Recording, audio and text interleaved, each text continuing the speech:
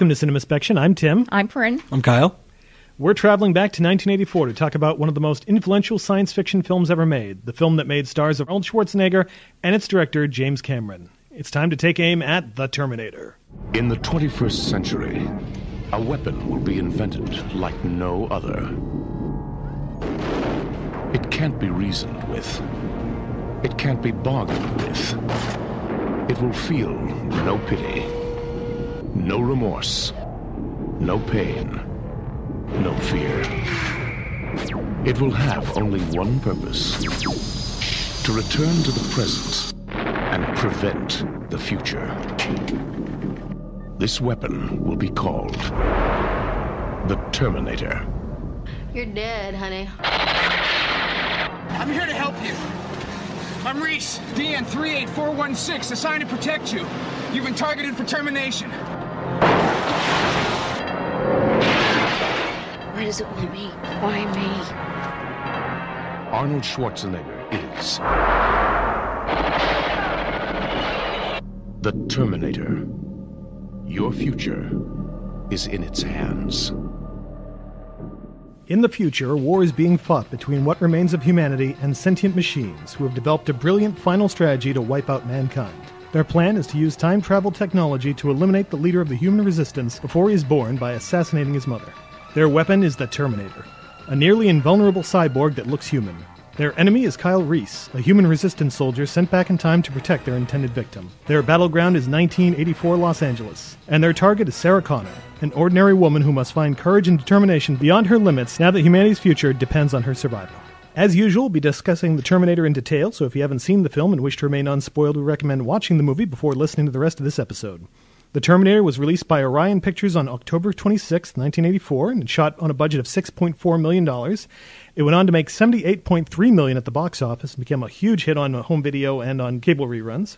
All right, so what's everybody's first experiences with The Terminator? Why don't we start with yours, since I do not have superhuman abilities to remember my first experiences with every film and have zero idea when I saw it. All right. I remember this is another one of those movies that I grew up knowing that was like super violent and almost thinking it was more like a slasher horror movie. It plays like a horror film. It does I'm play sure like a we'll horror talk film. about that. And I remember mostly when it came on HBO, it was the summer after it was released, and it was all over their advertising. And I remember staying up to watch part of it and just getting to Michael Biehn arriving from the future and running down an alley, and his butt was on display, and my mom's like, nope, and shut it off. So pretty much the same as when I tried to watch Life Force. As soon as there's nudity, she's like, no, can't have that. And it was years later I finally stayed up late with my brother and one of his friends to watch it, and I was just blown away by it. And I used to get up very late at night when everyone else was asleep and just watch movies all night, and this was a regular one on rotation for me. I love this movie. It's funny because my mom was the exact same way. Violence, no problem. Nudity, turned right off. I know. It's weird. Exactly how my parents were. So for me, I was an odd child. I watched Terminator 2 way before I watched Terminator 1. I watched Terminator... But you were born in the 90s, right? Yeah, but you'd think, like, because I love movies, I'd want to start at the beginning and move on. I've loved movies since I was like 8 years old. I watch whatever I can, no matter the content, which is probably not good. I feel like with Terminator 2, though, it was such a big movie, a lot of people saw that first and then went back. No, it was basically like, I think I was 7 or 8, and my dad and me watched Terminator 2, and I mean, that was the first action movie that literally blew me away. That was not from when I was a kid, so early 2000s. And then maybe like when I was 13 or 14, I knew there was a Terminator, the original Terminator. I just never got around to watching it, as in I just never found the time to watch it. But one day I was at a video store, and I couldn't decide what to buy. I think it was closing at the time, so you can get movies really cheap. And I bought a really cheap copy of Terminator, and I brought it home, and I watched it like 4 times in a weekend. It just felt so different to me. Because I was expecting Terminator 2, but like a scaled back Terminator 2, not a science fiction horror movie. While this was a decent-sized hit when it came out, it feels like one of those movies that a lot of people discovered on video shelves. I kind of miss those days when you'd wander in, find, this weird-looking movie, and just fall in love with something that's surprising, especially if it's a low-budget film that just really hits you. And this one, despite being shot on a low budget, you can tell here and there, it really works. I mean, it was very carefully put together in terms of the production value, but also in terms of the script and the story. It was clear that a lot of thought went into this. So let's turn to the man chiefly responsible, director James Cameron. Now, This actually wasn't technically his first movie because he had done Piranha 2, The Spawning. He had been hired as the effects director and then was promoted director and later fired, and the producer recut the movie. Before that, he had been apprenticing under Roger Corman, where it was kind of like a film school for him. He did miniatures work, art direction, all sorts of different stuff. And as a result, he kind of gained an education on all the different facets of filmmaking. And if you listen to some of the people who he's worked with, you can kind of tell because he sounds like he's kind of a micromanager when it comes to this stuff. I think the thing is he just gets so frustrated in himself, he takes a lot of his anger out. And I think he's a perfectionist. Yeah, he pushes people, all of his technicians and actors, a lot, it sounds like. Yeah. If they're like, we can't do that, he's like, no, you're going to do it. I remember seeing on the behind-the-scenes stuff for Aliens, this shot of a puppeteering one of the facehuggers. He's like, no, you're not doing it right. Why aren't you wearing gloves? Put on gloves. You can't do this, you're wearing gloves. Do it like this. And I just imagine, God, it must be really hard for people to make a film with him and not just go nuts. Obviously, I don't know him, but I'm going to talk trash anyway. He's a jerk. Yes. I can't disagree with that. Certainly the way he relates to people and a lot of his No, he's colleagues. a jerk. There are plenty of good directors that don't treat their crew like shit. There are plenty of directors who are perfectionists and who are very, very detailed with their craft, who are not total dicks to their actors. But then we have a special category for, unfortunately, Aronofsky and Hitchcock. David O. Russell. Hitchcock was definitely one of them, yeah. Yeah, David O. Russell's a huge one. Yeah. William Friedkin, definitely. He sounds like he's not a pleasant guy to work with. Von Trier. Yeah, definitely Lars von Trier. Yeah, it's one of those things where they make great films, but there's got to be a nicer way to do that. I don't think it's necessary to push people's buttons the way they do. Some of it, I wonder if it comes down to being a dude who can get away with this kind of stuff because he's a genius kind of crap, and how much of it is the nature of the type of directors they are. I wonder if it got worse as he got more successful, because certainly as his films have gotten to be bigger and bigger hits, it feels like we hear a lot more of these stories coming out. I personally think he's just a micromanager. I will say, even when there's films where the scripts aren't great, he's a great director, because something like Avatar, where I'll admit I don't think there's much to that script or that story, watching it, I still get pulled into it, at least. I can watch it and go, okay, this is exciting, it's well made. After it's over, I'll be like, there wasn't much to that. But while I'm watching it, I'm enjoying it. James Cameron is an event director. He directs event movies, and whether you like him or not, they're big deals. In the same way of Christopher Nolan releasing a film where you're going to see it no matter what because it's Christopher Nolan. Right. James Cameron can release whatever he wants now, and it'll make a lot of money at the box office. And I think it really started with Terminator. What surprises me is he's only directed 8 films if you count Ghost of the Abyss. I mean, he hasn't really done much. So much of his career seems to be him talking about, well, I'm doing this, and I'm going to be doing this, and I'm going to be doing Avatar 2 through 6 eventually. Every movie has 10 years of pre-production. Yeah. And maybe part of that is he wants the technology to catch up with him, which certainly seemed to be the case with Avatar. Sounds like an excuse Some to of me. it may be that he's a micromanager and he's detailing everything before he even gets started. And, okay, I hate Titanic. Hate it so fucking much. But I can acknowledge it's a technical wonder. And to be able to do something like that, it takes a lot of work. And I think that if he can churn out that level of film once every 10 years, I'm willing to wait. As much as I hate James Cameron as a person, I have so much respect for him after hearing about what he did with Titanic Remastered. Because when he remastered it for IMAX, someone pointed out that the constellation, when Rose is looking up from the board, was not correct to how it would be. So he went back and he changed the constellation. Fucking Neil deGrasse Tyson. It was him. I remember hearing about it. It was Neil deGrasse Tyson? Of course, because God forbid. Oh, man, it sounds like him. We can't have nice things. Nope. I will say the run that Cameron had with Terminator, Aliens, Abyss, Terminator 2 is incredible. Those 4 movies, I think, are among the greatest science fiction movies ever made. Oh, yeah. I certainly can't take that And The away Abyss from him. is totally underrated. Oh, I absolutely agree. I love that movie. We can't really talk about Cameron, though, without talking about Gail Ann Hurd, who I really feel does not get the credit she deserves for kind of steering him on the path to good stuff. Because once she's not working with him, you get True Lies and Titanic and Avatar, where, again, they're well-made movies, but they just don't really have the quality that run of movies does. She also served as an assistant to Roger Corman, and they met while they were working on Corman Productions. Beyond Cameron's movies, she's also produced a lot of other great genre movies: Tremors, No Escape, Dante's Peak, Armageddon, the Hulk movies, and The Walking Dead. I do respect that from everything I've heard about her, she's a very hands-on producer. Not quite in the same micromanaging way, but she's not the type to sit in an office and go, well, just do this. She would be there on the set helping out in any way she could. It shows. What really annoys me is if you look at the writing credits of this movie, it's written by James Cameron with Galen Hurd, and since then he's tried to claim, well, she just suggested a few things. She didn't actually write a word on the movie. Sexism. He claims it was more for distributors to package the project as, oh, they're a team. There's really something so gross to me about men who diminish a woman's role in something. I'm thinking Sally Menken? Yes. Yeah. And I don't think necessarily that Tarantino diminishes her role because I've never heard him talk about it, but she had so much to do with his style, and now that she's gone, his style is not what we think of as his style. Her hand in it was just evident. Someone's style, even if they're really behind the scenes, matters to the director, and a director is not always the final say when it comes to how his films work. And I think filmmakers really need a voice behind the scenes to kind of call them on their shit every once in a while and go, no, that's not good enough. No, that doesn't quite work. You kind of saw that with Lucas and Gary Kurtz on Star Wars. When Gary Kurtz left, the series kind of got a little shakier. There's a lot of directors I feel like could aid from having a producer who would pull them back just a little bit. Hurd was also very smart in terms of using guerrilla filmmaking techniques that they learned from Corman. Like, she kept back part of the budget to keep it aside for additional photography because she knew once they put the movie together, they were going to realize, oh, there's stuff missing that we forgot to get or didn't quite get. So very smart on her part. She knew how to budget for a small movie and make it look like it cost a lot more.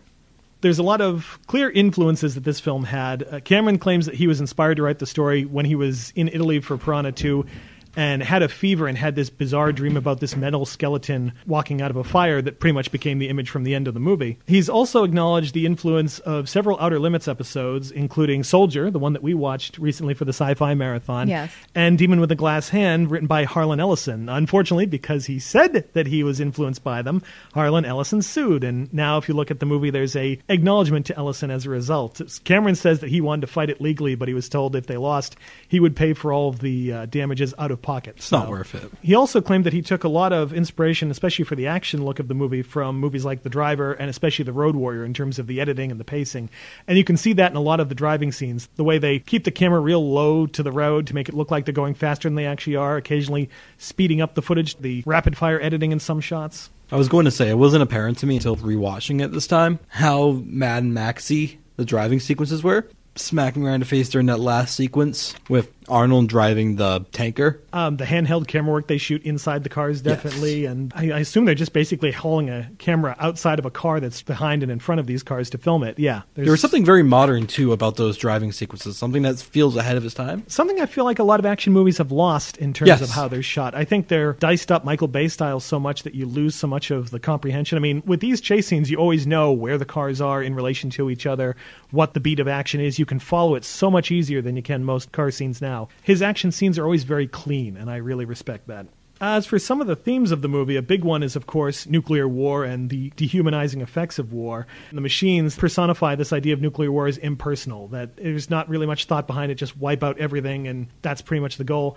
As machines increase efficiency in all matters, they'd increase it in death, too, in terms of ways to kill things, a lot more efficiency. That's what so much of the nuclear race was about, how to build a better bomb, how to build one that would kill more people and leave structures intact. The way to massacre people more efficiently. It's such a creepy idea. It did lead me to the question, why would they even need camps? Why wouldn't they just kill everyone? Maybe to keep count? I mean, it kind of goes to why the Nazis did it. I think it's to try to make it organized and keep it in this perfectly moving system really quickly. That kind of goes with a bigger theme about mechanization. It seems like with a lot of stories about evil computers and robots and evil machines, there's always this undercurrent of fear regarding mechanization and how this threat of machines replacing people in the workplace and just in general in life, a fear that we see is still potent for a lot of people today. It's always kind of a political hot-button issue. You know, they took our jobs and replaced us with robots. The name of the club in the movie being Tech Noir is hardly an accident. Cameron talked about how this Tech Noir idea, this weird subgenre he was thinking of with this movie, kind of shows the dangers and evils of technology. Was he trying to start a genre? Maybe a subgenre, maybe a little one. A little baby one. A little baby one. I think another cool part about mechanization is not just from humans to robots, but making people robotic. And breaking someone down to the point where they're nothing more than just a pawn. Maybe it could be a commentary on like the military complex. That is such a big thing about the military and this idea of dehumanizing as a key thing in making soldiers. You can't have people be emotional. They have to just do the job, not think too much about it, not feel about it, just do the job and get through it. Looking today how reliant we are on technology and how anytime anything goes wrong, oh, that's it, there's Skynet, here it comes. Yeah. And it didn't really take, these giant robot tanks and aerial bombers to conquer humanity. All you need really is Instagram and Twitter, and that seems to have done the job. I do love that watching this movie, there's a lot of great tiny little thematic things about machines and the way they interrupt human life, or in some cases actually end people's lives in this one. The answering machine that gives the Terminator her location, the idea she's betrayed by a machine, Ginger being killed because she's listening to her Walkman and can't hear that there's a life and death struggle going on in the room right next to her, the construction equipment that triggers this flashback for, I keep wanting to call him Hicks, for Reese. My favorite one is right after that, when he gets kicked back into reality. There's an ad for a new line of products that are coming out. They're very simple. I think it was something like a blender or something stupid like that. Compact discs and yeah, exactly. Laser discs. That was it, yeah. Just the evolution of technology, kick them back. It was weird. The Laserdisc made me smile. I miss Laserdiscs. I still love those things. Still all during a really innocent time of tech. This is tech that is working for humanity without any kind of independent motives. In 1984, none of these machines of their own will are going to be killing people. So Reese is coming into a world where people run their own lives and machines just kind of do their bidding. So he's kind of flipping into a negative of his own time. Yeah, it's almost like the machines are just starting to creep in along the cracks and kind of get their claws in just a tiny bit. It's Kyle seeing where the machines came from and why they decided to do what they did. Of course, this movie is also a great example of a really good time travel movie. And time travel in movies seems to follow a couple different models. You have films where you can go back and change history and it results in these branching alternative timelines like Avengers Endgame. Films where going back and changing history results in immediate changes to reality like, say, Looper or Frequency. And then this type, which is my favorite, where the time travel forms a perfect causality loop. We see this a couple different ways in this movie. I love the idea that John Connor ensures his own creation by sending Reese back to protect his mother. At the same time, it's made a lot more clear in Terminator 2 that Skynet ensures its own creation by sending back the Terminator that forms the basis for the invention of Skynet. The idea that these two opponents in this war have created themselves. Yeah, and created their enemies, too, in a way. Mm-hmm. Because when Skynet sends the Terminator back, Connor sends Reese back, and sending Reese back causes the creation of the very person that Skynet is trying to kill, John Connor, which wouldn't have happened if they hadn't sent the Terminator back. I love these loops that they don't really have a beginning anywhere. They're just a perfect circle. Like this idea that why would Connor choose Kyle Reese? Because he knows he has to. And because he sends him back, then he has to send him back. Right. They kind of go askew with that with part 2 where they're trying to prevent the future. And then it gets into a question of, well, if they prevent the future, doesn't that prevent the second Terminator from coming back to help them prevent the future? Or does that, cause a disruption in the space-time continuum like Doc Brown would say? Well, the longer a time travel story goes on, the less sense it makes. It breaks its own rules because there's nowhere for it to go. With sequels to a time travel film, there has to be more explanation to keep the audience informed. And by explaining it more, it makes it a lot more confusing, a lot more convoluted, to the point of then there's going to be holes. And in those holes come people just poking into them and ruining a great movie. Now, Terminator 1 has this great thing where it doesn't have to worry about that because technically the time travel is kind of in the background. The story's about someone trying to save someone from an unstoppable force. The second one hinders more on the time travel aspects. And I think as much as I like the second one, hurts it a bit more than the first one. And the first one ends with it being a complete perfect loop. The second one leaves it a little more of a question mark. Just recently we were talking about part 3 and how they try to fix problems with the timeline. Not quite successfully, but I'll give them credit. Some of the things they do are kind of creative. Okay, we touched on this a little bit. Do we consider Terminator kind of a slasher movie? Watching it with that in mind this time around, I think it is. I think Cameron has managed to sneak in a slasher film within his sci-fi romance time travel thing. It almost feels like with the way the film's constructed, it starts as a slasher movie. It almost does. to throw the audience off. Like, it seems like it's playing as a slasher movie, and then midway through kind of shifts into something else. We meet Sarah Connor. She's nice. She's sweet. She has the slutty best friend who conveniently dies right after she has sex. Yep. And her boyfriend also dies for the same reason, because, you know, he makes obscene phone calls and has sex in a slasher film. And she seems to have an idea that something's a little off, so she looks over her shoulder a lot. These are things that happen a lot in slasher films. And most of the time, the slasher is an unstoppable force, whether through contrivance or through the supernatural. And in this case, it's neither. It's through science fiction. It didn't hit me until the skeleton of the Terminator is walking down the hallway to rip the door open. That, like, he's a movie monster. Yes. He's, absolutely. Like, we kind of see the Terminator as Arnold Schwarzenegger because he has the catchphrases and everything.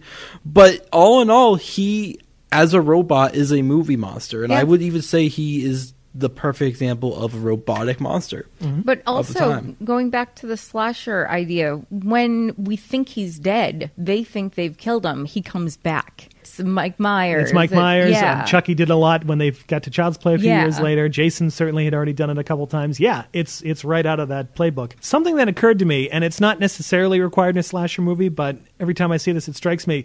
Sarah and Reese never encountered the Terminator during the day. He only comes at night. He only encounters them at night.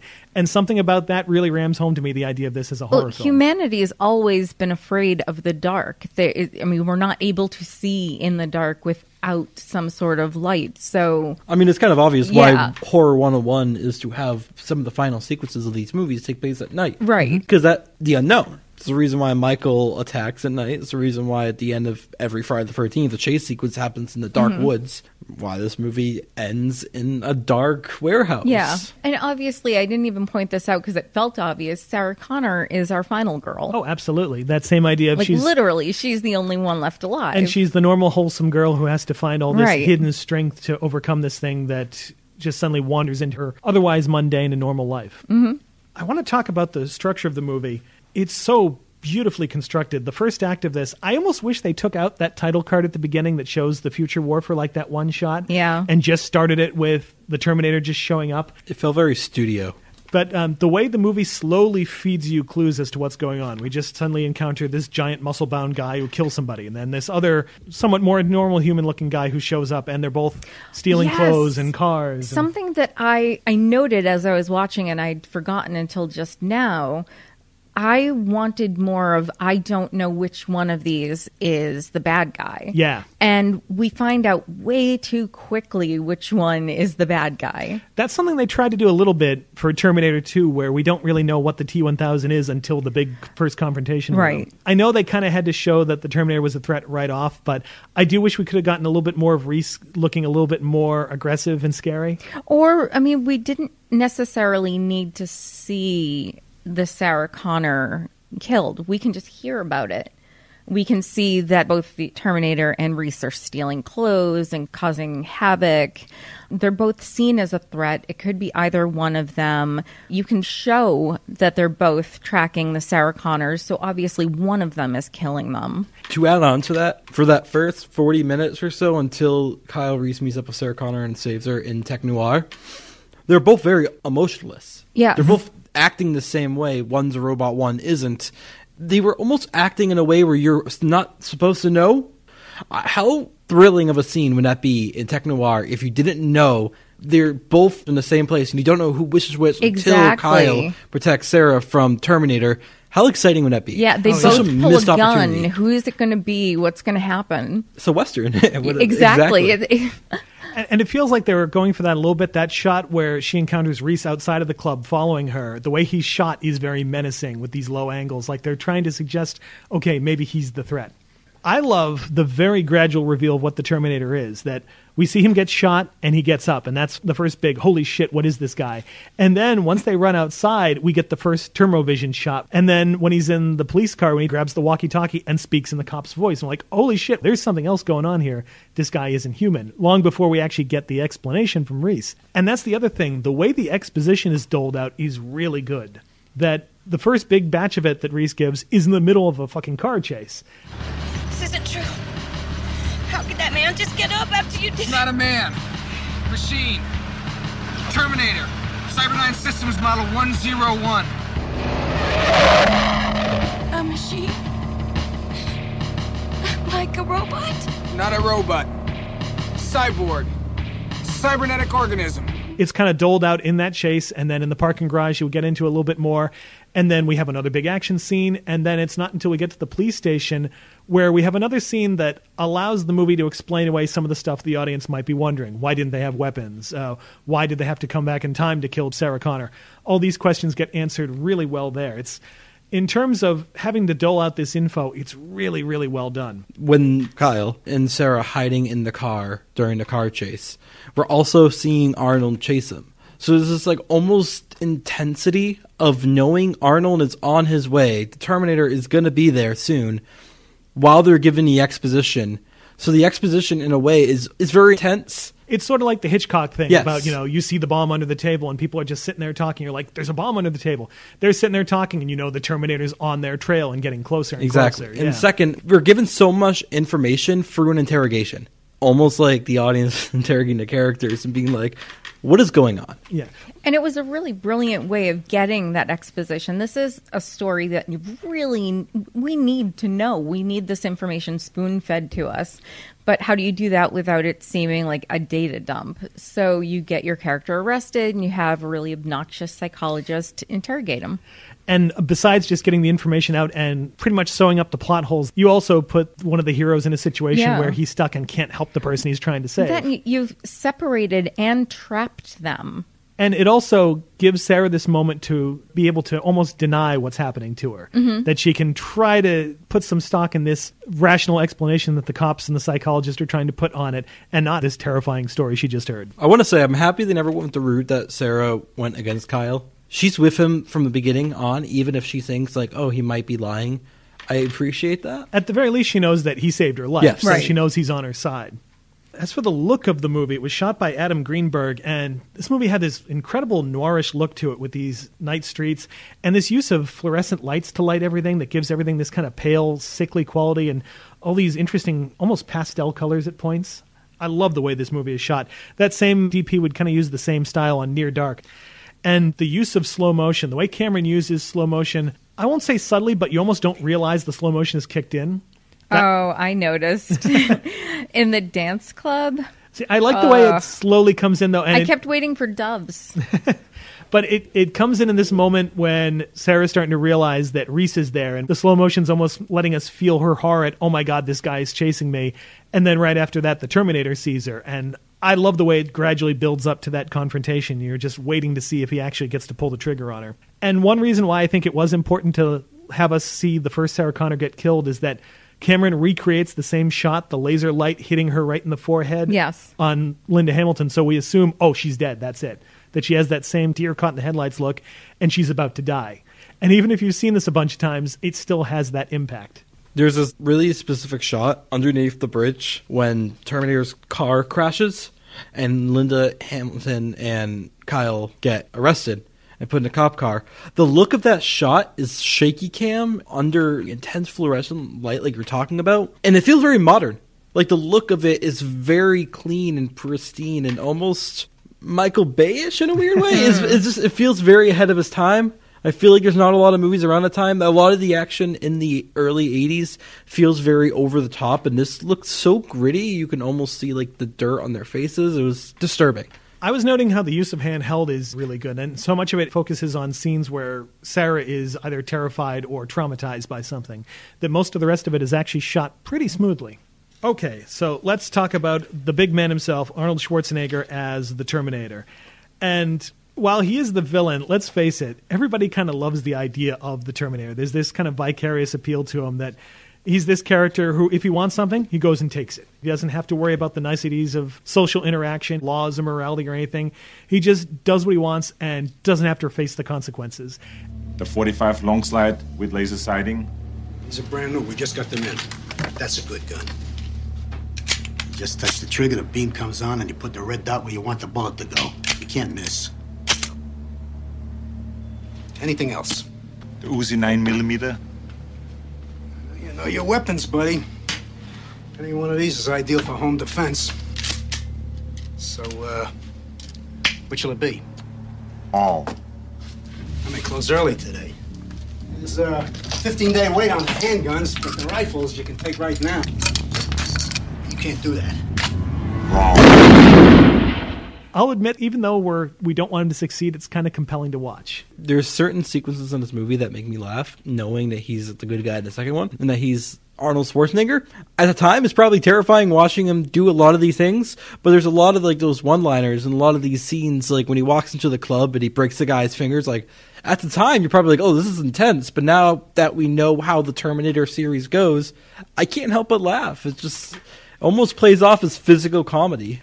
That's one thing I'm kind of sad about with the Terminator, that the later sequels rob the character of some of his edge a little bit. T2. But that follows the arc of a slasher franchise. The further you get into a franchise, the sillier the villain is until it kind of closes the loop and goes back to its roots. We can cross our fingers that this upcoming Terminator is that.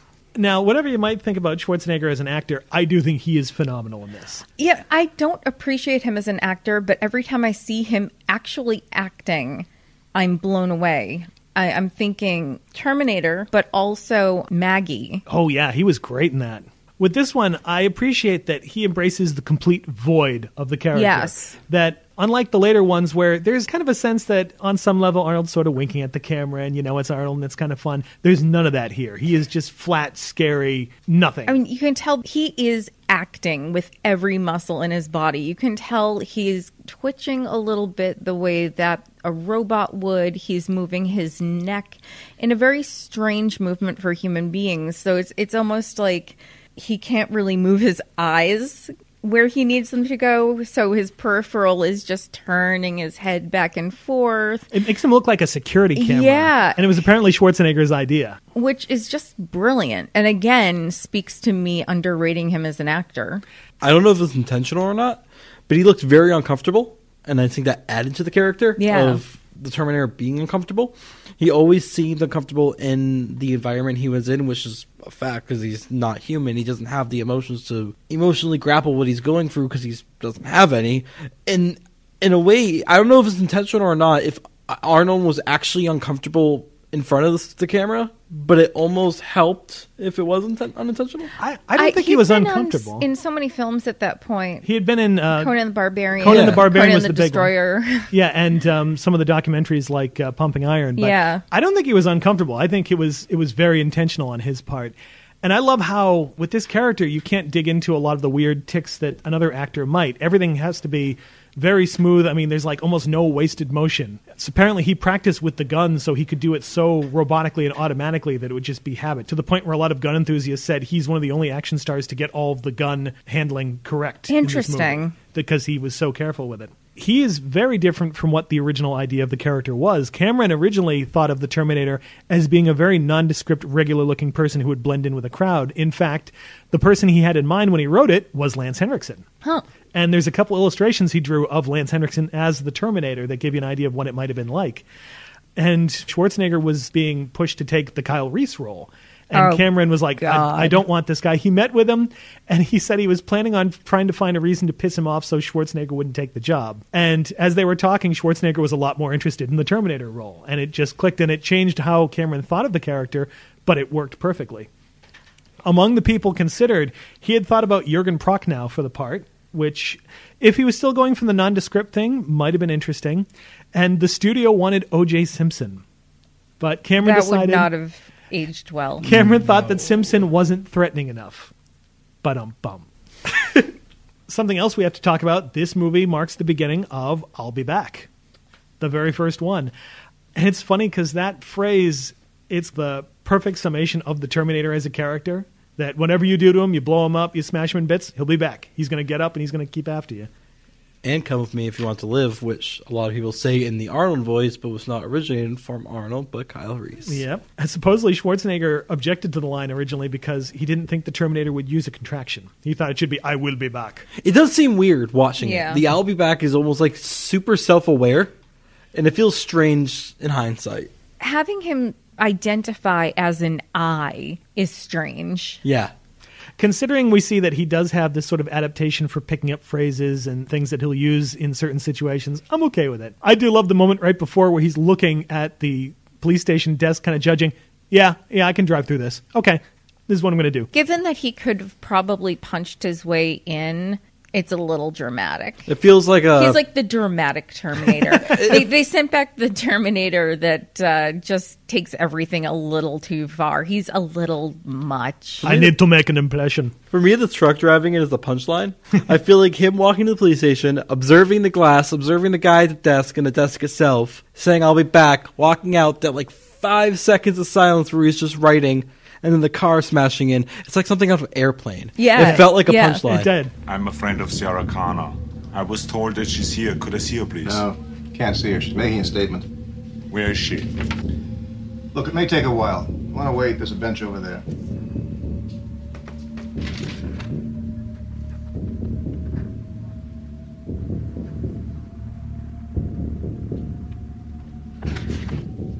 I'll be back.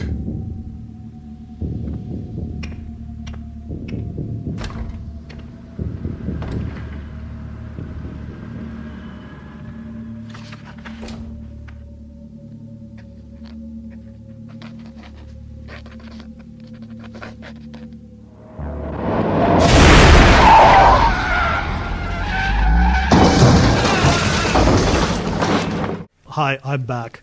Can I see her now?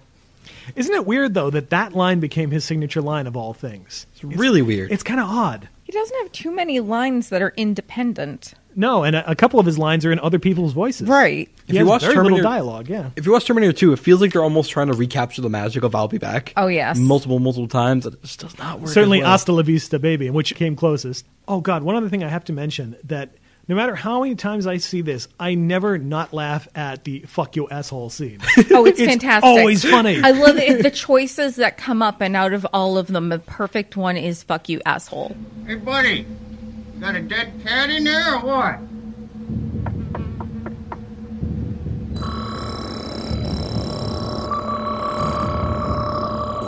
Fuck you, asshole. There's like the fuck you without the asshole option, but he knows, no, fuck you, asshole is the perfect one. And we remember that he got that from Bill Paxton. Yes. So it's like he's saving all this stuff that's being thrown at him and finding the perfect place to use it. It is actually really prescient. There's AI now online that learns from people talking to it. And I can't remember what it's called because I know I interacted with it a whole bunch in its early days. And, you know, people acted as the teacher so that your interactions with this AI started to develop the way the AI would start interacting with other people.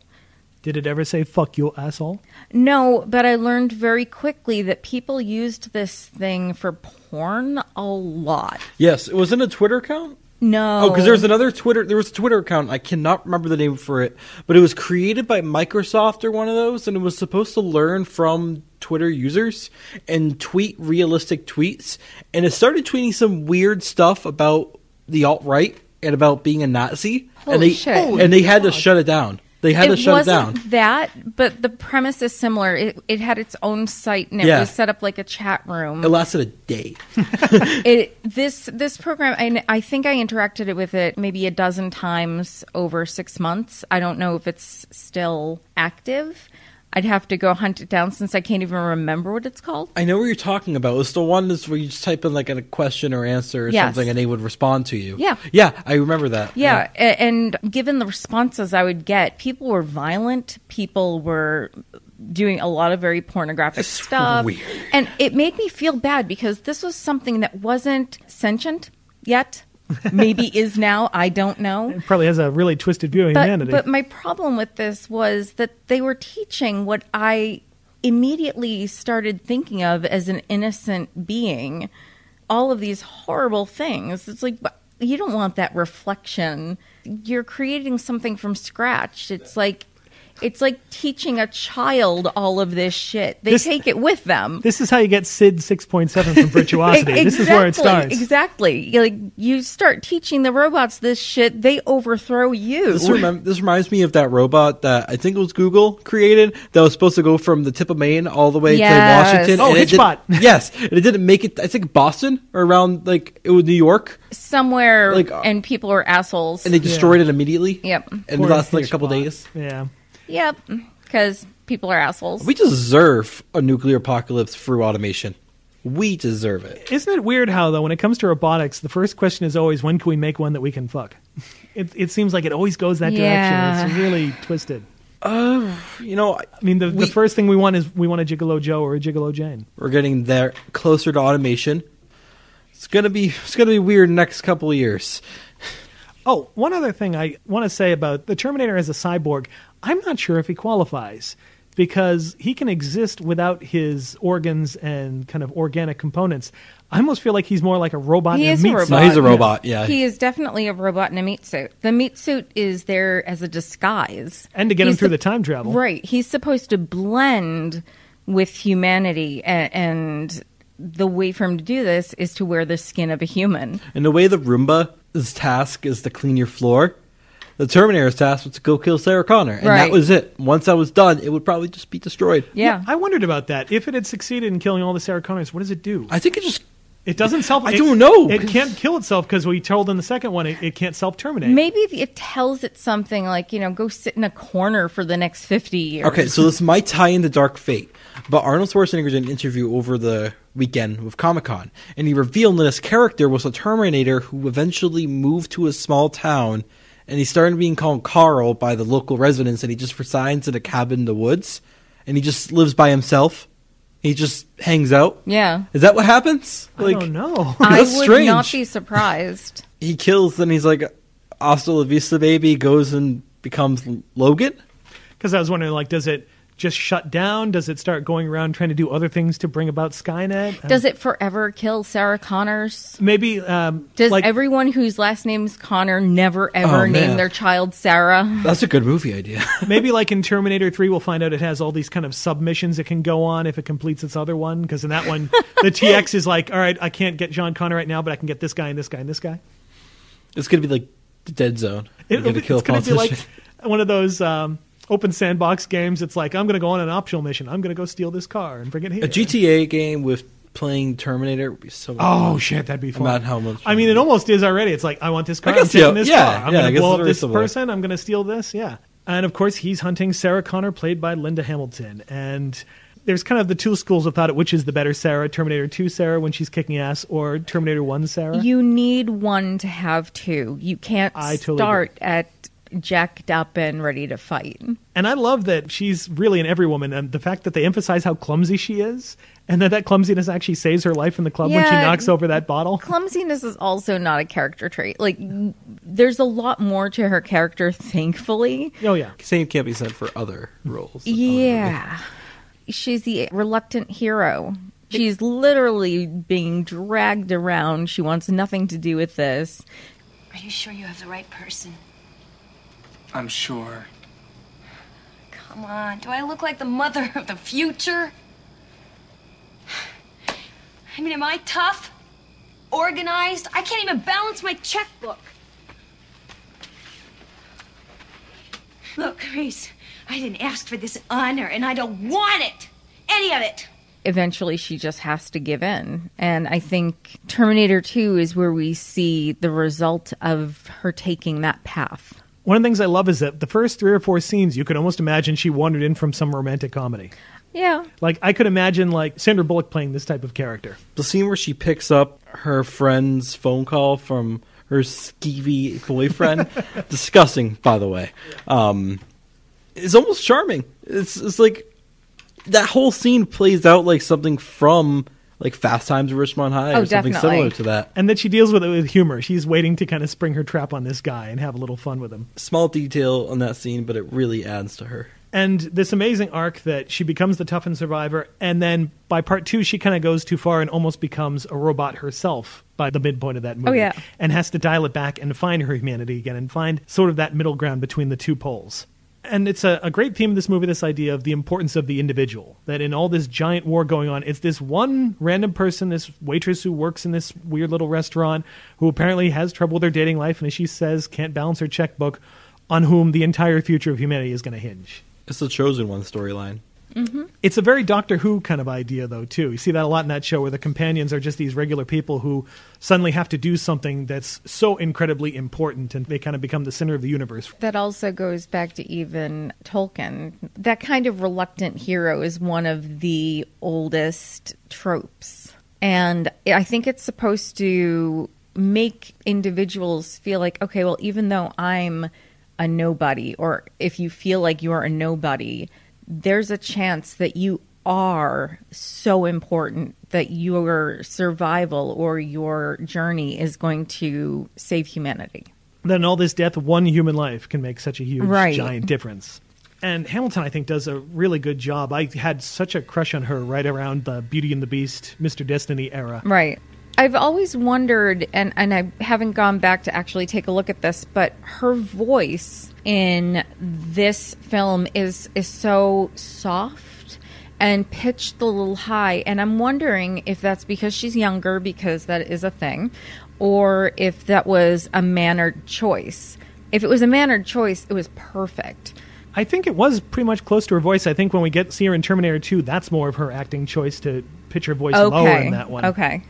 Well, I mean, it's also been like 20 years, so your voice does, as a female, lower it would have as been you like get older. 7 between the two movies, but yeah. Really? Just 7? It feels weird, right? 84 oh my to God, 91, it feels yeah. like a lifetime. T1 and T2, like just the look of both films are radically different. And they're totally different films. Yeah. They're fulfilling two very different things. That's why I was able to watch T2 and not feel like I was missing out on T1 until I watched T1 and I was like, oh, actually that really helps T2. While I think she's really more the central character, Kyle Reese is the one who gets top billing as the action hero besides Arnold. And in some ways, I gotta say it, Reese is a heroic character, but he's also kind of creepy. He's so creepy. He's really creepy. He is a creeper. I've loved you. I've always loved you. It's like, you just saw one picture of her. You have no idea who the fuck she is. You're weird. He's a Sarah Connor fanboy, basically, who's gotten to meet the celebrity. I really don't think they also portrayed that he was in love with her until that scene before Kyle and Sarah have sex. Have sex. We're all I adults. feel uncomfortable saying that. I'm sorry. We are all adults. Okay. There's a scene before Kyle and Sarah have sex where she's behind him and touching him, and he's not there. He feels very disconnected from the world around him, like he was not even connected with the world that he's from. When he was walking through the bunker, no one felt connected. They all felt like they were on their own little space trying to survive. So when he gets transported into the past, there are these people with connections and with relationships and with personalities, and that's so alien to him. The women in your time, what are they like? Good fighters. It's not what I meant. Was there someone special? Someone. A girl, you know. No. Never. Never.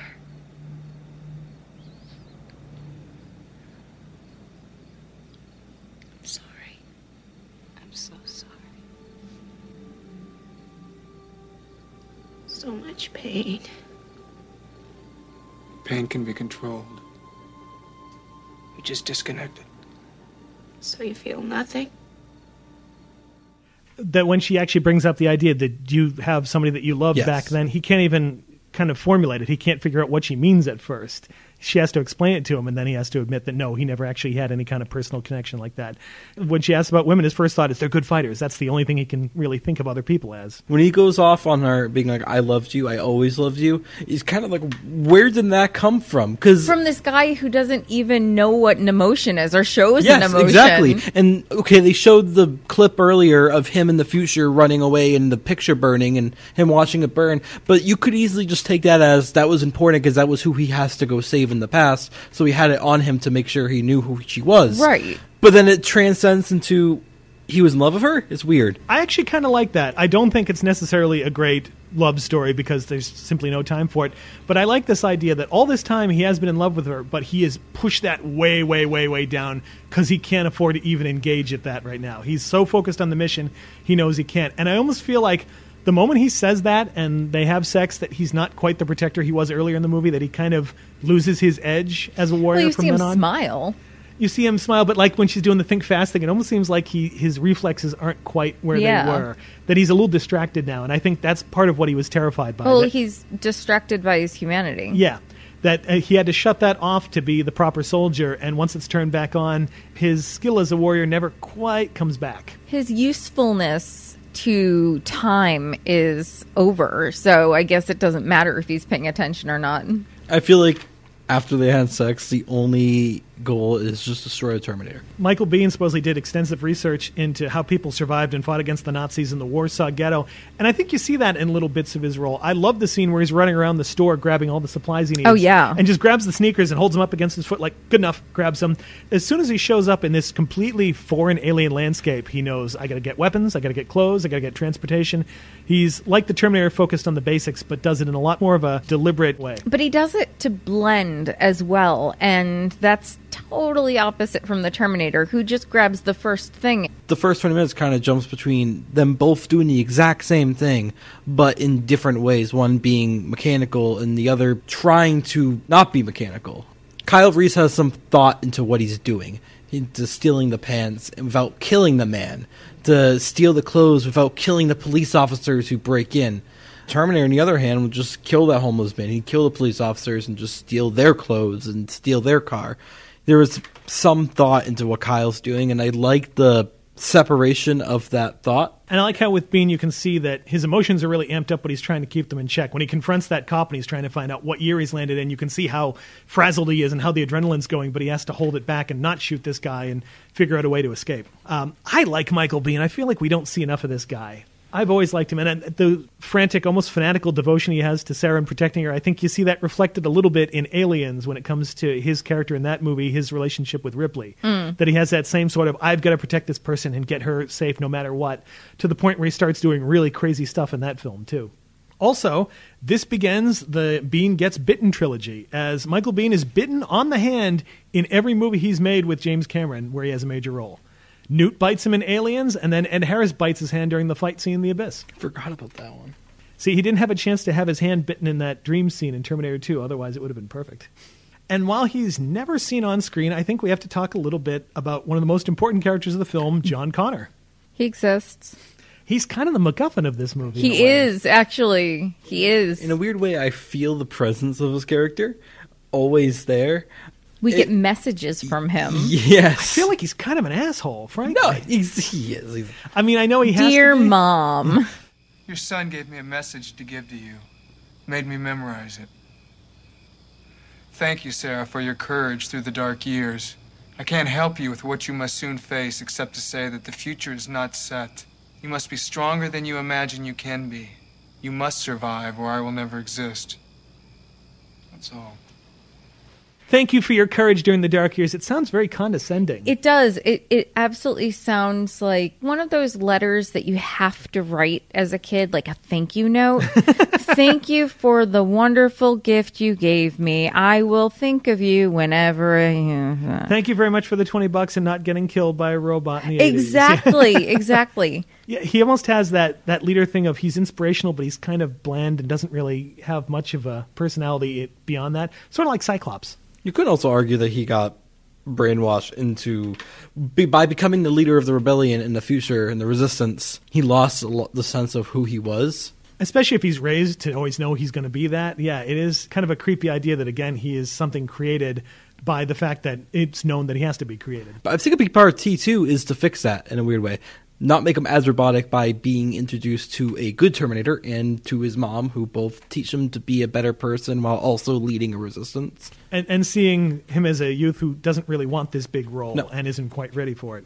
But it's also creepy to think John's deliberately set up Reese to fall for his mother, knowing that he's going to go back in time, have sex with her, and get killed. I mean, he puts him into his unit. He apparently tells him all this stuff about his mother and gives him this picture. It's that he's kind of forcing it onto him. Yeah. He's forcing it. I know he feels like he has to. Hey, she's nice looking, eh? Mom's kind of a looker, you think?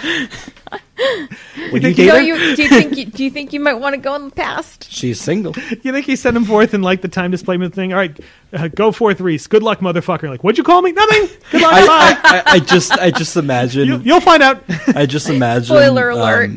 John Connor, after Reese gets sent with the burns, like, yes, now go sleep with my mother. Everything is going quite according to plan. Excellent. It's like a really twisted version of one of those romantic comedies where the kid sets up his mom. So the Parent Trap. Sleepless in Seattle. Hey, Mom, remember post-apocalyptic Sleepless in Seattle. Even in part 2, where we have younger John Connor, it feels like future John Connor always kind of seems shadowy and indistinct. It's not till like Terminator Salvation until we finally get a sense of him, and then he's Christian Bale yelling at people. In Batman's voice. For some of the supporting characters, there's Paul Winfield as Lieutenant Traxler and Lance Henriksen as his partner Vukovic. Normally, they're what we'd see in one of these cop movies of the 80s, and you'd almost think like these are going to be the heroes of the movie. And no, they're not. And they're completely ill-equipped to deal with this situation. Something I don't think we've talked about is just how bizarre this movie is. It's a slasher horror film. It's sci-fi. It's a procedural. It's just everything. It's a romance. He's just like, how about I just blend every single genre and make a movie? It's got a little something for everybody. If we could have a musical number, it'd be all set. Yeah. But it really works. I love Traxler and Vukovic's back and forth, though, that Henriksen is constantly trying to say something funny or get his attention, and Winfield's just like, yeah, shut up. I don't have time for you. What do you got? Dead girl. I can see that. Sarah Ann Connor, secretary, 35, shot 6 times at less than 10 feet. Large caliber weapon. What's this? Dead girl, too. Sent over from the Valley Division this afternoon. I'm sure there's a point to all of this. Look at the name, Ed. Sarah Louise Connor. Is this right? The press is going to be short-stroking it all over the place. A one-day pattern killer. I hate the weird ones. Something James Cameron does really well with his movies, even in the ones I don't like Titanic and Avatar, is he's amazing at chemistry. Yeah. He's really good at getting two people to work well with each other. People that you would not imagine to work well off each other. And these two cops are just... they're not important at all. They're not crucial to the story. They really just get the characters to the police station so then they can get out of there and go to the motel. But I feel like their chemistry is so well placed, it just works way too well for side characters. I also feel like they kind of represent the rational world, that they react to this story the way a normal person and the rest of the world would. Like, this is ridiculous. There's a rational explanation. This guy's just some random gunman. We'll protect you. Now that you're with us, you're completely safe. And with what happens to them, it turns it on its head completely. And we see that normal thinking is not going to help. The police are not going to save you. There is no safety. That's why the last 30 minutes are more terrifying than anything before that. Yeah. And Traxler is this very jaded detective who nothing really impresses very much. And there was a whole deleted subplot where we see this is actually starting to affect him to the point where he's starting to question whether it could be true. And then once the Terminator shoots up the police station, there would have been a scene where we see him handing Reese a gun and telling him to protect Sarah. And we realize he's acknowledged not only that it's true, but that Reese is the best person to protect her, that he's the only one who understands this and might get her through it. And I kind of miss them cutting that out. I like that little arc. I think that would have been kind of neat to have in there. I also found him just annoyed at the beginning. and I think that annoyance would have gone away really quickly if that one scene. Not having it in there just makes him seem like an annoyed detective that gets murdered. I love both those actors, though. I mean, Lance Henriksen, always loving everything. And Paul Winfield, I'm sorry, I look at him and it's like Darmok and Gillard at Tanagra. Yay! When the walls fell. When the car drove through. And then there's Dr. Silberman, who has a couple great scenes here, but I don't think he really flowers into a character until part 2. But, man, Earl Bowen just makes this tiny little part so greasy and condescending and smug and just makes the most out of it. So gross. It could so simply be a plot device to, as we said, get the exposition out there. But just the little things he does, the way he talks to Reese and doesn't even really hide how little he believes his story. He doesn't even try to play the good psychologist and pretend he's giving it any kind of credence. He's almost making fun of him as he asks all this stuff. When he's talking to Reese and he yawns. Yes. It's such like a big middle finger to Reese, like you're wasting my time. I love how when he first comes in and introduces himself, it's in the middle of a yawn. And then once he's playing back the recording, you can see he's kind of excited about this. Like, oh my God, listen to this stuff. This is an incredible delusion that he has a chance to analyze. And he's really revved up by it. This is great stuff. I could make a career out of this guy. You see how clever this part is? How it doesn't require a shred of proof? And most paranoid delusions are intricate, but this is brilliant. I also love that he's like a second away from actually running into the Terminator. He just turns his back at just the key moment. Thanks to the pager. The pager saved his life. Again, a machine coming in and doing something important. Also, I have to note, among the three punks that the Terminator first encounters, we've got Bill Paxton and Brian Thompson. This movie gives Paxton a rather big distinction. He's one of the only people who's killed by a Terminator, a Predator, and an alien. Henriksen comes close, but Bishop's never really killed an alien, so he's just kind of torn apart, so it doesn't quite count. Otherwise, he would also get the trifecta, but Paxton gets it. And, my God, I love that weird tire tread makeup he has on his face and that crazy hair. I wonder whose choice that was. I don't know. I would totally believe if someone was like, yeah, it was his. He watched the came Sex up with Pistols this. video, and he's like, that. Yeah. But even in that tiny part, he's given it such crazy energy. I miss Bill Paxton. He was wonderful. And Brian Thompson right next to him, who people might recognize from the X-Files as the bounty hunter, the alien bounty hunter, or several episodes of Buffy.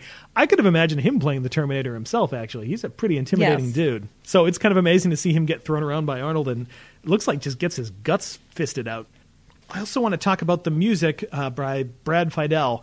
It's such a Carpenter score. I was going to say that. It's part of the slasher aesthetic, I think. I kept thinking, did Carpenter write this? What is going on here? There's a lot of beats that bring to mind Halloween and a lot of Carpenter's other films. The Terminator's sort of underlying theme with that kind of metallic heartbeat has a very Michael Myers quality to it. There's something really cool, too, about the organization of the instruments. As in, all of the instruments that are being used are organic instruments turned into electric. Yes. The beats are electric. The guitar that could be guitar turns into some kind of weird synth sound. The bass is a synth bass. Technology has overcome the soundtrack. What would be strings are now controlled by some Casio synth somewhere. And the way he samples like this metal banging that almost feels like someone hammering metal in a foundry. The idea of it's implying the construction of this robot through the soundtrack. The main theme that has this mechanical rhythm, but also kind of a military beat to suggest this war in the future. And for Sarah, and to some degree for Reese, the music turns into this much more conventional piano theme. That it's like the only humanity in the soundtrack is saved for these two characters. Even in scenes where Sarah's outside the club and Reese is following her and it's creeping her out, it's still less mechanical than anything else we get with the Terminator. This composer used to be the keyboardist for Hall & Oates. Nice. Before he went into film scoring, he'd also score the Fright Night movie, Serpent in the Rainbow, and True Lies. He's retired now, but I keep hoping he'll come out of retirement. Unfortunately, he's not doing the new movie. I was really hoping he would. This movie is also notable for being a big early job for Stan Winston. And a very important step in his career. I don't know why I didn't even think this was early for him. Because I saw his name, like, yeah, Stan Winston. And I know we're seeing this film cleaned up and digitally transferred, so it's so sharp that you can see a lot of the prosthetic edges, but it still holds up really well. It really does. The actual physical makeup he puts on Arnold, especially when half of his face is gone, still looks really good. It looks so bizarre that it looks subtractive when so much of makeup is additive. The puppet face when he's doing the surgery scene, okay, it's a little stiff, especially compared to the stuff he'd do 7 years later for Terminator 2. It's okay, but it works. Given the time, that was fucking amazing. Yeah. And it still holds up enough. It doesn't look silly. When he digs into his eye, when he cuts up his skin, when he's bleeding, you cringe at it, not realizing, oh my God, I'm cringing at fake skin being peeled off a robot. Exactly. It just looks so good. That first shot where he's putting the scalpel in his eyeball, that still looks really good to me. And yeah, that definitely makes me wince. I don't know still how they did a couple of those things on the arm effect either. I think the arm effect, and I was trying to figure this out, I think part of it is not a real hand, and I think somebody's hand is underneath it, like inside of it, working it. I assume so, but it's helped again by the fact that, as with Terminator 2, Schwarzenegger seemed very determined to make the effects work by imitating them in all the scenes he shot before and after. So when he's putting on the glasses after he does the eye surgery, you can tell he's making his movement a little stiff to match the puppet. And right before he does the arm surgery, when he's flexing his hand, same thing. Yeah. And it's really great when you have an actor who's willing to work with the special effects team and modify their craft on it. And we can't forget that also Stan Winston brought the very iconic Terminator endoskeleton to life. Yes. Based on James Cameron's designs.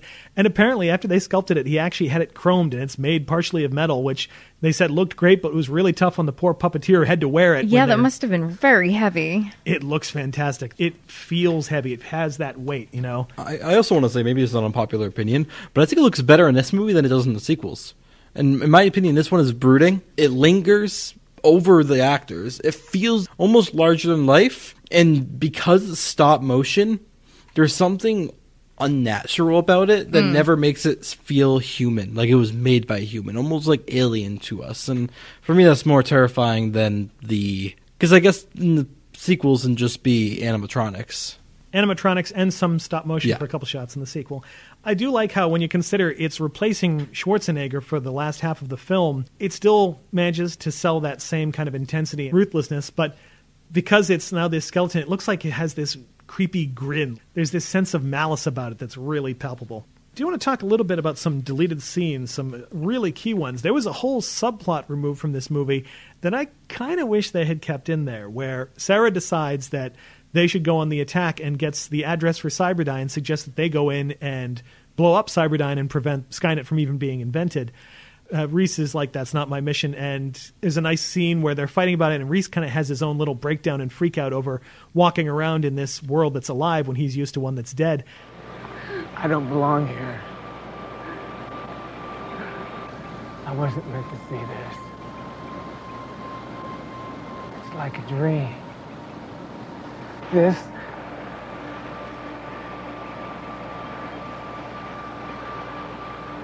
and this and you, so beautiful. It hurts, Sarah. It hurts so bad. You can't understand. It's gone. All gone. All of it. It's gone. Well, we can change it, Kyle. We have to at least try. There's no fate but what we make for ourselves, right? I wish that scene had been included. I actually really like that scene. First of all, I think not only would have that helped T2, it would have almost started an arc for her to be completed later on, but it adds so much more humanity to Kyle Reese. We never get that moment where he breaks down realizing this is a world I'm not used to. I don't think we get a second of him understanding that he's an alien in a world. Every beat for him in this movie is, okay, I gotta do this, and I gotta do this, and I gotta do this, and it ends with him dying. Which is fine. It works for what he's trying to do. It works for what James Cameron's trying to tell of Kyle Reese being a protector of Sarah Connor. But it's just that little detail of him breaking down over the flower really, really helps understand him and understand Sarah more. This missing scene would have been very important to show us that Sarah Connor can make some choices of her own and be proactive in the saving of her own life. And like you mentioned, Kyle, it would have supported a lot of where we got to with T2. Because when we meet Sarah in T2, she's buffed out, she's harder, and we can kind of guess, she's been through a lot, but this is a kind of hardness we never got a hint at in the first one. So that scene would have really given us another side of her. And there's a hint in Terminator 2 that is part of her backstory that she did try to do this, that she ended up in the mental hospital because she tried to blow up a computer factory. So she actually did try to give this a shot. And it also would have spoke to this idea that she wants to go blow up Cyberdyne, not only to save the future, but it takes the responsibility off her, that she doesn't have to live through this horrible future and do all this work and raise this son necessarily and have the weight of the world on her shoulders. And that would have paid off in the end when we found out that the automated factory that they have the final fight in actually is Cyberdyne. And a couple of guys pick up some of the remains of the Terminator and go, this is interesting. We should bring this to the lab. Now, I understand maybe it would have detracted a little bit from the kind of heroic victory at the end of the movie, but I do wish that had been kept in as well. I love that twist. Again, it's that perfect circle. All right, some trivia for the movie. Although Lance Henriksen didn't get to play the Terminator, he did help Cameron sell the film. He actually went to a meeting with Cameron with this production company to try and get approval, and he went early in character and in costume, wearing leather and putting silver foil over his teeth. He just asked to meet with the producer, and when the secretary's like, he's busy, he just sat in the waiting room and stared at her. And then when the guy came in, just stared at him, too. It wasn't until Jim Cameron finally came in and went, oh, Lance, you're here. Great. And apparently the executive was impressed with the Terminator idea, and he's like, great, don't cast that guy. I'm already creeped out too much by that one guy. I've read Lance Henriksen's book, and when you read about some of the stuff he does to get into character, that totally fits. The foggy look to several scenes, notably that scene when Reese and Sarah come out from under the tunnel, was because the city of L.A. was spraying for medflies that summer that the film was shooting. So a lot of the fog you see is what's left of the chemical spray that they were going all fantastic. It looks so good, even though it's unintentional. Breathing in poison. Yeah, Amazing. Michael Biehn was like, I can't wait to see what the effects were from years later. That shot where the Terminator jumps onto the car when they're running away from him and punches through the windshield, that shot where he actually hits is fascinating because that's Arnold Schwarzenegger on a car that's not moving with a brick wall behind them that is moving, and it's not his arm. It's a mechanical arm mounted right next to him, and he has to turn just to the right second so it looks like he's actually punching through the windshield. Interesting. That must have been so frustrating filming. They apparently, it was one of those things they had to get right in the first take, and they did, and the way it's just cut perfectly into the movie so you don't notice. It's amazing. If you look very closely behind his shoulder, you can see a little bit of the arm mechanism behind him, but it's so quick you don't see it when it's cut into the actual film. Something that occurred to me watching it, Biehn and Hamilton and Schwarzenegger are very rarely in the same shot. Yes. I think the only times you can really see it are in the Tech Noir shootout. There's like one shot where he's looming over her, and you can see Michael Biehn in the background, and right before when he's pulling his shotgun up before he first shoots him. That's really it. Most of the time, they're not in the same frame together, which is kind of weird when you consider how much of this movie is a chase, but they're always separated by a car length or by a few feet while they're running in a chase. This is a movie more about pursuit. Yeah. The shot of Reese being zipped up in the body bag to show you how low budget this was. They just took James Cameron's suit bag, put it over him, and just zipped it up. Hey, it works. It works. Looks just fine. I didn't notice. And in another bit of guerrilla filmmaking, while they were shooting the last shot of Sarah driving off into Mexico, the crew was shooting without permits, and it was this barren road. Nobody was showing up. Just as they are about to shoot, a police car shows up and goes, yeah, you guys can't shoot. The effects supervisor, Gene Warren, claimed that they were helping his son shoot a UCLA student film project, and the cop was like, oh, okay, sure, I'll help you out. Wow. And they were able to get the shot. See how much easier it is to say, oh, don't worry, it's my kid. Never tell the truth, always lie. Yes. It's a filmmaking principle. All right, as for the legacy of this movie, in terms of the influence it's had, it's kind of almost impossible to chart. There's so many sci-fi action movies that followed afterward that incorporated some of the style or some of the pacing. And in terms of robot movies, there's a ton of them. Eve of Destruction, Chopping Mall. I don't know if you've ever seen Lady Terminator. It's like, I think it's Ty, this ripoff of this movie. It's supernatural, and then midway through, it becomes the plot of Terminator with this snake-possessed woman trying to kill this woman.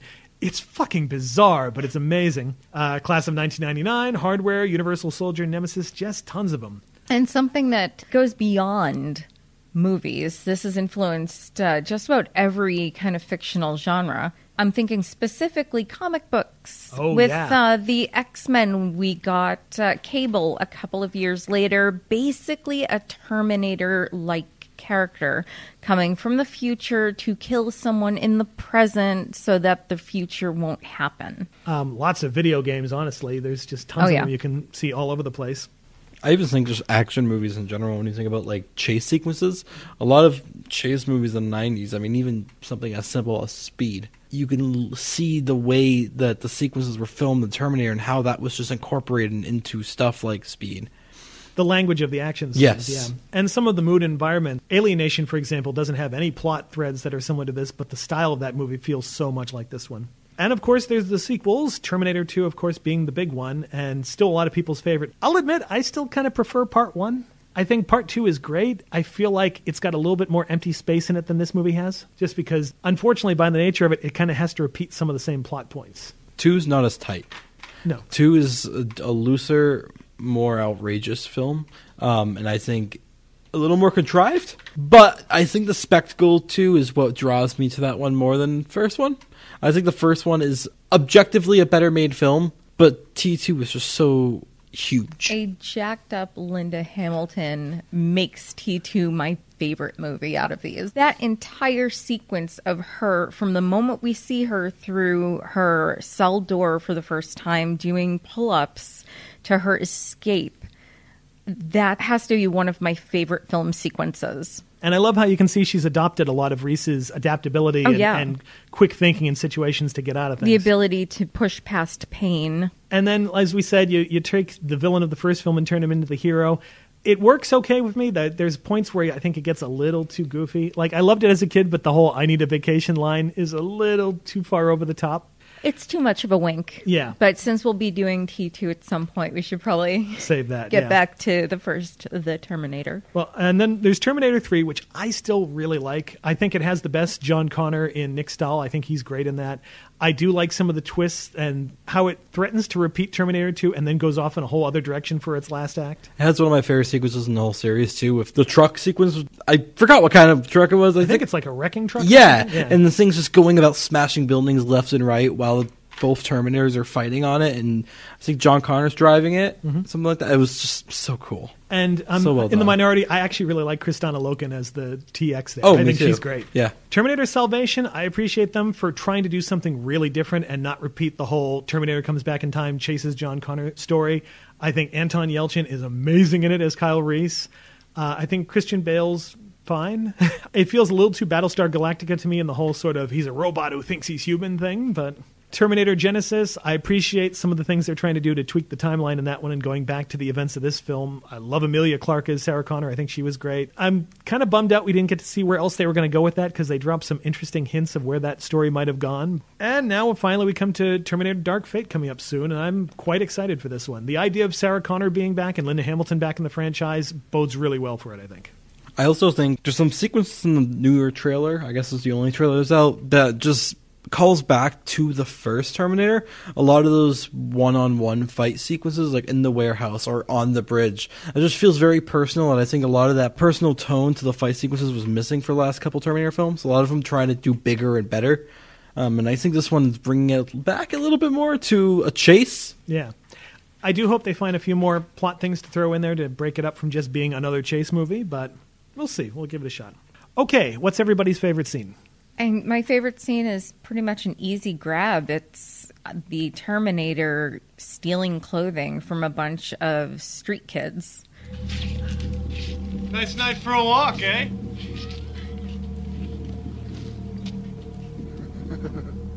Nice night for a walk. Wash day tomorrow. Nothing clean, right? Nothing clean, right? Hey, I think this guy's a couple cans short of a six-pack. Your clothes. Give them to me. Now.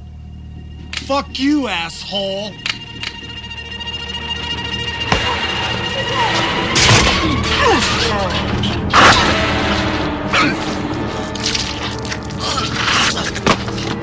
For me, in this film, there's a lot of arcs, there's a lot of events, but as far as scenes go, that's the one I always go back to. It's this techno-noir scene. I love the intensity of Sarah Connor trying to get a hold of someone in the police station, while Kyle Reese is trying to get there to protect her, and the Terminator's getting there to kill her. So there's that, diverging on the same location, which all leads up to this cool sequence in slow motion of everybody dancing, and Terminator just walking right through everybody, not touching them, just swerving his way through, and Kyle Reese jumping from over the bar to save her, and it's just fast-paced editing, one shot to Kyle, one shot to Terminator, one shot to Sarah, and it's just so intense, and it leads to that gunshot that could have been Sarah Connor being killed, but it wasn't. It was Kyle protecting, and then the chase starts from there on. It's just super intense.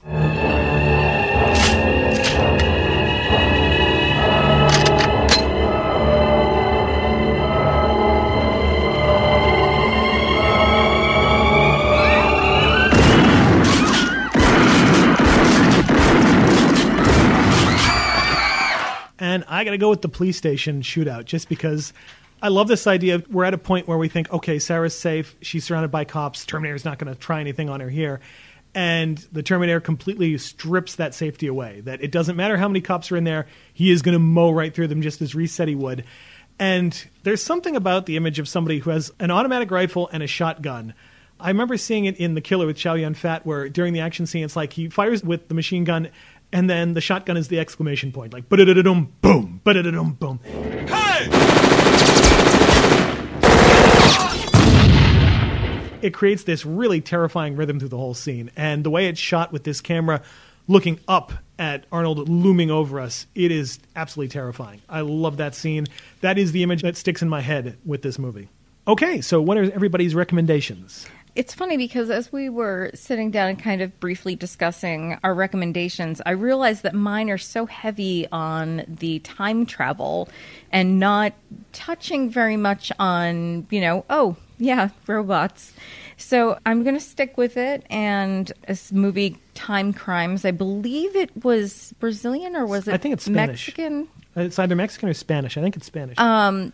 In any case, it's a foreign language film, and it's brilliant. And it plays with this idea that once you've gone through time, you've fucked up royally. And it's worth watching at least once because it's a brilliantly constructed film. But I think it looks at time travel slightly differently than the Terminator. And my other one, again, more time travel, Primer. Try to figure Primer out. Just go watch it and try to figure it out. If you do, send us a diagram with the entire plot line. Please do this. Cut. So I like to think of where the future of robotics goes, and this one it obviously goes for nuclear war. But for my two choices, I like to think of two other almost alternate timelines of a robotic future. RoboCop was my first one, which is where it's accepted because we've gone so far into the material world that we don't bat an eye at a robot being a police officer. I think that goes to the automation almost sneaking up on us, where automation and mechanization is just the next step. And then that leads to AI, which is my second choice, which leads to overcoming human race without destroying the human race because we destroy ourselves. Is in this time period where AI has taken over our daily lives but has not taken over us yet. Terminator, RoboCop, and AI, all three of them deal with this pinpoint on a timeline where AI is going to take over, and they all go into different realms of where that could take us. And I think it's interesting. It's funny when you say RoboCop, because in my brain they're always paired together. There was that comic series of RoboCop versus Terminator and the video game, so It's always the matchup I have in my head. The first one I picked is interesting because it doesn't have robots and it doesn't have time travel, but in terms of the plot construction, it reminds me a lot of it. It's Jack Shoulder's The Hidden, where these LA cops have to deal with this killer who just mows through people for no apparent reason, and just when they apparently think they've killed the guy and that's it, somebody else shows up and does it, and somebody else, and they're trying to figure out what the connection is. It gets really weird and bizarre. It has an amazing performance by Kyle MacLachlan as this far-out FBI agent who has all sorts of interesting secrets. But in terms of the action and the look of the film, it borrows very heavily from this one. And the other one is a film that I think was a big influence on this, and I think Schwarzenegger has acknowledged the performance of one particular actor in it and how it influenced his role, Westworld, the original one from Michael Crichton, where you have these robots that run amok in this amusement park.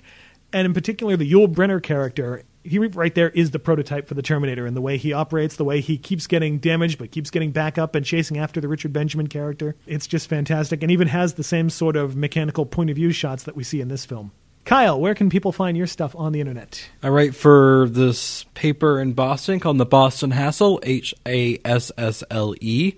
Just www.bostonhassle.com. You could just type in my name, Kyle Brunette, on the search bar, and my profile comes up, and all my reviews and write-ups on classic movies, newer movies are up.